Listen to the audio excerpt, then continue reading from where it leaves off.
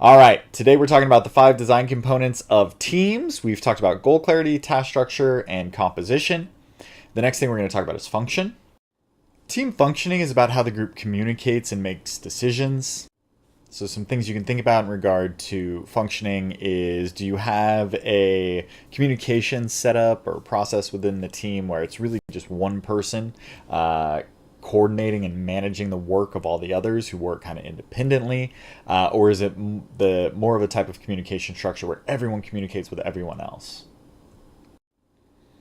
Also, how do teammates communicate? Do they communicate in person mainly, over email, through memos, through presentations, meetings? How often does the group get together and how do they communicate and exchange information? Team functioning also deals with how the team makes decisions. So is it, an autocracy where one person makes all the decisions, or is the team more democratic where the whole team needs to vote to approve something? Okay, today we're talking about team structure, and we've talked about goal clarity, task structure, composition, and function.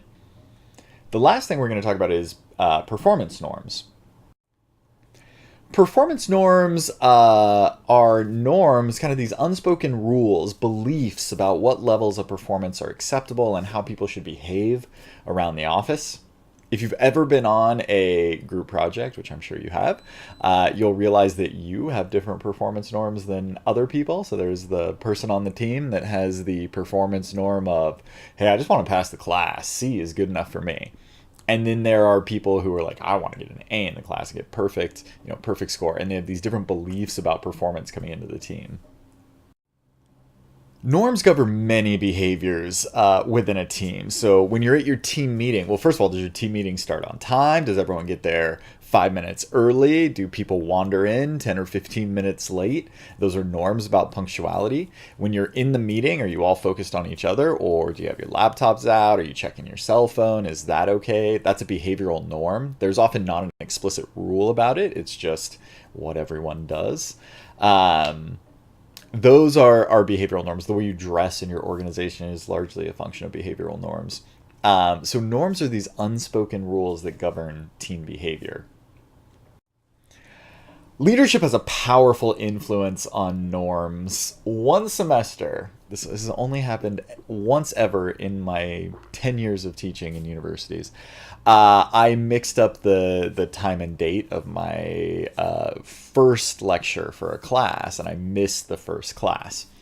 And it was my undergraduate business communications class, which is a class where my first lecture is about how if you want to be successful in this class, you have to be punctual. You have to be here. You have to turn your assignments in on time. You have to be organized and detail oriented, right? This lecture I give them about how important it is to be organized and responsible. And I missed that lecture, right? So I come into the second day of class. I give that lecture sheepishly. And then the very next day I get the flu and I'm out for the next week with the flu. So I end up missing 3 out of the first 4 classes for that course. And the rest of the class, I had problems with absenteeism. Students just wouldn't show up. And it's because I had set the behavioral norm, right? I had told them that attendance was important, but my behavior had expressed to them it was not. My behavior made it normal for them to miss class as well.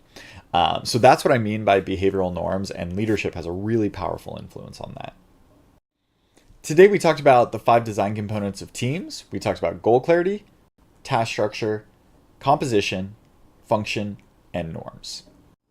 Why do we care about team structure? Because teams are the building blocks of organizational structure.